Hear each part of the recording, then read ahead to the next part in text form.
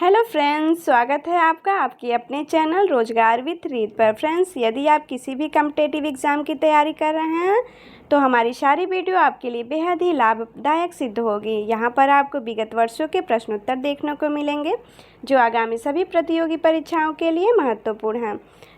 यदि आप हमारे चैनल पर नए हैं तो वीडियो को लाइक सब्सक्राइब अवश्य कर लीजिएगा। तो चलिए स्टार्ट करते हैं। कार्ल मार्क्स ने वर्ग संघर्ष की प्रक्रिया को निम्नलिखित में से किस सिद्धांत की मदद से समझाया है? आधुनिक उदारवाद, अस्तित्ववाद, डार्विन का विकासवाद या द्वंद्वात्मक भौतिकवाद? कार्ल मार्क्स ने वर्ग संघर्ष की प्रक्रिया को द्वंद्वात्मक भौतिकवाद की मदद से समझाया है। यह सिद्धांत मार्क्सवाद का प्रमुख तत्व है जो यह बताता है कि सामाजिक और ऐतिहासिक परिवर्तन वर्ग संघर्ष के माध्यम से होते हैं और ये परिवर्तन द्वंद्वात्मक प्रक्रिया के अनुसार होते हैं जिसमें विरोधाभासों के टकराव से नया समाज उभरता है। देख लेते हैं सेकेंड नंबर को। हड़प्पा सभ्यता का प्रचलित नाम है। हड़प्पा सभ्यता का प्रचलित नाम सिंधु घाटी सभ्यता है। इस सभ्यता को 1921 में सर्वप्रथम हड़प्पा नामक स्थान पर ही दयाराम साहनी के देखरेख में खुदाई के माध्यम से इस सभ्यता की खोज की गई थी। थर्ड, किस विदेशी यात्री ने भारत का दौरा सबसे पहले किया था? मेगास्थनीज ने भारत का दौरा सबसे पहले किया था। 4, शून्य की खोज किसने किया था?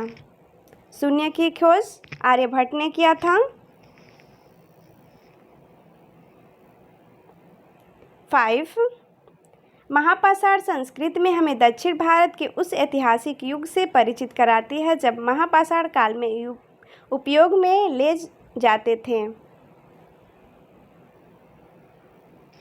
महापाषाण काल संस्कृति हमें दक्षिण भारत के उस ऐतिहासिक युग से परिचित कराती है जब महापाषाण काल में उपयोग में लाए जाते थे।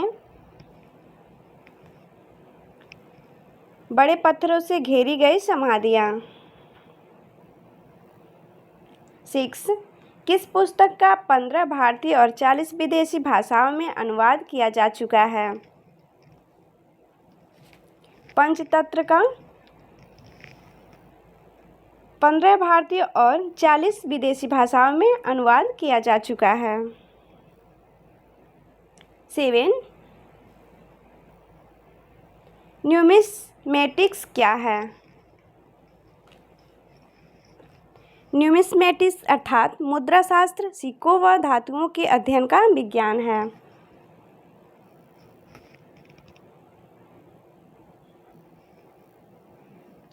8, नाट्यशास्त्र की रचना किसने की थी? नाटकों के संबंध में शास्त्रीय जानकारों को नाट्यशास्त्र कहते हैं। इसके रचनाकार भरत मुनि हैं। 9, नालंदा विश्वविद्यालय किस लिए विश्व प्रसिद्ध था? नालंदा विश्वविद्यालय बौद्ध धर्म दर्शन के लिए विश्व प्रसिद्ध था। 10, आधुनिक देवनागरी लिपि का प्राचीनतम रूप है।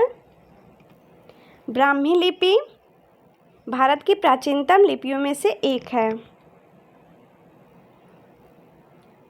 11, मानव द्वारा सर्वप्रथम प्रयुक्त अनाज था। मानव द्वारा सर्वप्रथम प्रयुक्त अनाज गेहूं व जौ था।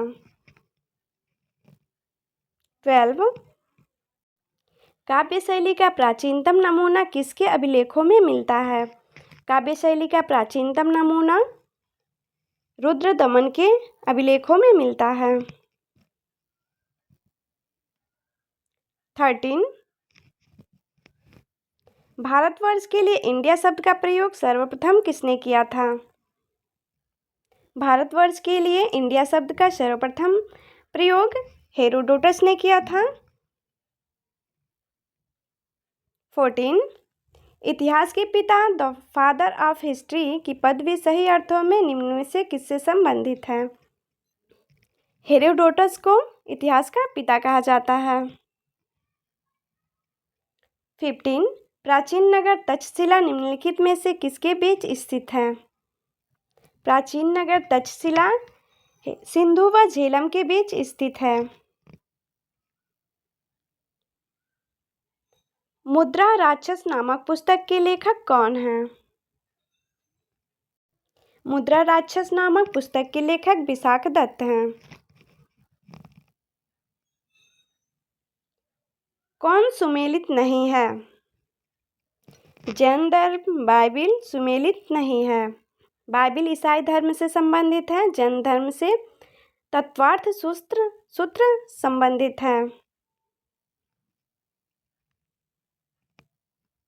मानव द्वारा सर्वप्रथम प्रयुक्त धातु था? मानव द्वारा सर्वप्रथम प्रयुक्त धातु तांबा था।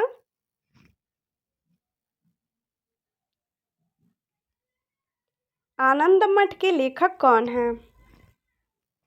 आनंद मठ बांग्ला भाषा का एक उपन्यास है जिसकी रचना बंकिम चंद्र चटर्जी ने 1882 में की थी। इस कृति का भारतीय स्वतंत्रता संग्राम और स्वतंत्रता के क्रांतिकारियों पर बहुत ही गहरा प्रभाव पड़ा। भारत का राष्ट्रीय गीत वंदे मातरम इसी उपन्यास से लिया गया है।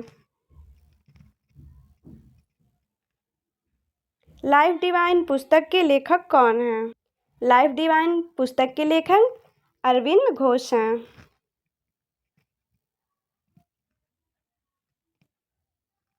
भारत की संविधान सभा किसके द्वारा गठित की गई है?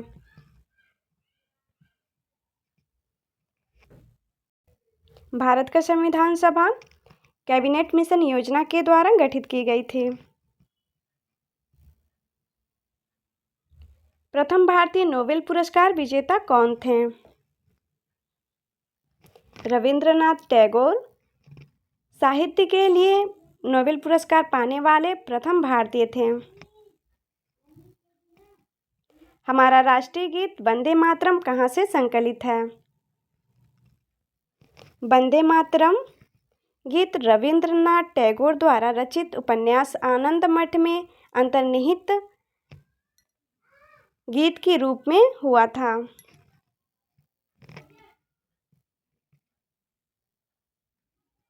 भारत का राष्ट्रीय पंचांग किस संवत पर आधारित है? भारतीय राष्ट्रीय पंचांग या भारत का राष्ट्रीय कैलेंडर भारत में उपयोग में आने वाला सरकारी सिविल कैलेंडर है। यह एकसठ संवत पर आधारित है। Thanks for watching my videos. Please like and subscribe. मिलते हैं नेक्स्ट वीडियो में। धन्यवाद।